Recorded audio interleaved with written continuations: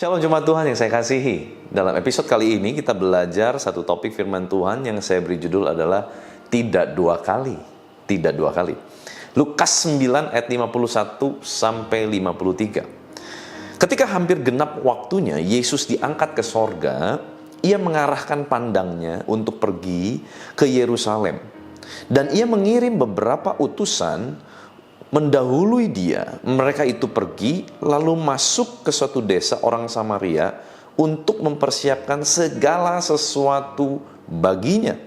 Tetapi orang-orang Samaria itu tidak mau menerima dia karena perjalanannya menuju Yerusalem. Yesus ditolak. Sayang sekali ya. Padahal saudara, ini adalah satu kesempatan yang luar biasa untuk desa dari orang-orang Samaria itu mencatat sejarah. Saudara, Samaria sempat menjadi tempat yang termasyur ya saat kerajaan Israel terpecah dan Samaria menjadi salah satu ibu kota. Israel terpecah pada zaman Rehabeam dan Yerobeam. Israel utara, Israel selatan, utara dengan ibu kota yaitu Samaria dan selatan dengan ibu kota yaitu Yerusalem. Dan sayang sekali saudara, kali ini Yesus mau melakukan sesuatu yang besar menuju Yerusalem melalui Samaria. Tetapi kali itu Yesus ditolak. Saudara, sebetulnya kalau saja Samaria tidak menolak Yesus, Samaria akan dicatat menjadi kota yang bersejarah menjelang naiknya Yesus ke surga. Ya. Pertanyaannya adalah kenapa mereka menolak Yesus? Kenapa mereka menolak Yesus? Ya. Saudara, kalimat untuk mempersiapkan segala sesuatu baginya. Apakah kita familiar dengan kalimat ini? Ingat ya saudara ya. Karena Yesus pernah mengucapkan juga kalimat itu kan. Ya, untuk mempersiapkan segala sesuatu baginya, bagi Yesus. Sehingga akhirnya di Lukas 22 ayat 12, ini akhirnya menjadi tempat yang dipilih. Lalu orang itu akan menunjukkan kepadamu sebuah ruangan atas yang besar yang sudah lengkap. Disitulah kamu harus mempersiapkannya. Saudara, proses mempersiapkan di sini menggunakan kata yang sama, saudara ya, antara Lukas pasal 22 dengan Lukas pasal 9 menggunakan kata yang sama. Kata mempersiapkan menggunakan kata hetoimazo, yang secara metafora itu artinya adalah prepare the minds of men to give the Messiah a fit reception and secure his blessings. Mempersiapkan paradigma pola pikir dan pikiran-pikiran manusia untuk memberikan sang Mesias, sang penyelamat, ya, sang juru selamat, penyambutan yang layak, yang sesuai, a fit reception and secure his blessings. Ini adalah satu berkat yang luar biasa, saudara. Berkat yang luar biasa. Karena tujuan dari datangnya Sang Mesias, Juru Selamat manusia Tuhan Yesus Kristus, adalah justru untuk mati di kayu salib. Dan itulah berkat yang tidak bisa dibayar oleh apapun. Saat Yesus mati di kayu salib, dia bangkit dan naik ke surga. Maka dengan itulah keselamatan atas umat manusia diberikan.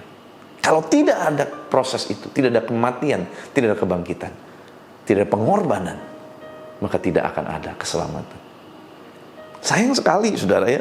Sayang sekali. Nah, tapi dari ayat ini kita belajar, seandainya Samaria saat itu menerima Yesus untuk mempersiapkan perjalanannya menuju Yerusalem. Menuju Yerusalem ini tentunya kita tahu ya, Yesus mati di Yerusalem kan, di Bukit Golgota. Pasti Samaria akan tercatat sebagai satu tempat yang bersejarah. Sayangnya, Samaria menolak Yesus. Dan Yesus tidak pernah begging. Yesus tidak pernah memohon, ayo mohonlah, tolong. No. Yesus tidak pernah memohon. Begitu Yesus ditolak, dia tidak akan memohon dua kali. Dan kalau saudara perhatikan, Yesus tidak pernah mengundang dua kali untuk muridnya, untuk murid menjadi murid. Jadi gini, Ingat ada orang kaya ya, yang waktu itu Yesus undang jadi murid Yesus ya. Jual, bagikan hartamu pada orang miskin, lalu ikutlah aku.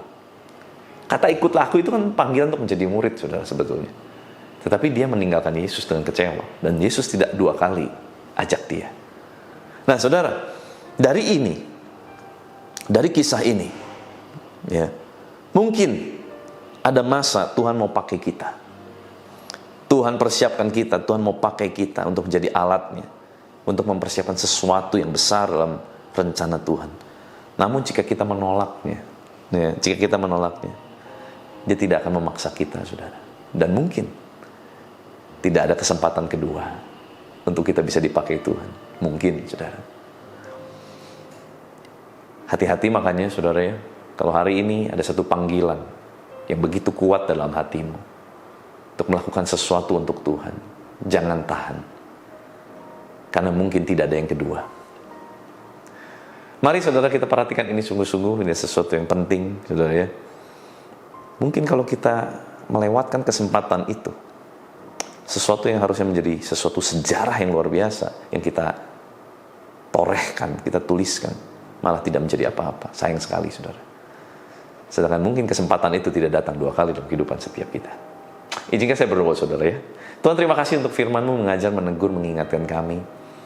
Kami paham sekarang Tuhan, bahwa akan ada masa di mana Tuhan tidak akan memberikan kesempatan kedua. Tetapi Tuhan, biarlah dalam setiap kesempatan yang Kau berikan, kami punya kepekaan. Sehingga kami tidak melalaikan, kami tidak mengabaikan kesempatan yang Tuhan berikan untuk setiap kami. Tuhan, tolong setiap kami, pakai kami. Tolong kami, Tuhan, untuk betul-betul kami punya kesadaran, kami punya awareness waktu Tuhan memberikan satu kesempatan besar untuk mengubah sesuatu yang besar. Kami tidak pernah melewatkannya dan kami melaksanakannya sesuai dengan kehendak Tuhan. Terima kasih Tuhan untuk firman-Mu, berkati setiap umat-Mu sepanjang hari ini, apapun yang mereka kerjakan, biar Engkau sendiri jadikan mereka berhasil. Mampukan mereka Tuhan melakukan perkara-perkara yang jauh lebih besar, jauh lebih hebat dari apa yang dapat mereka lakukan. Biar kiranya tangan kemurahan Tuhan menyertai kehidupan setiap kami. Kuasa kehidupan Kristus, kuasa kebangkitan Kristus mengalir memerintah atas kami. Di dalam nama Tuhan Yesus Kristus, haleluya. Sama-sama kita katakan, amin. Tuhan Yesus memberkati.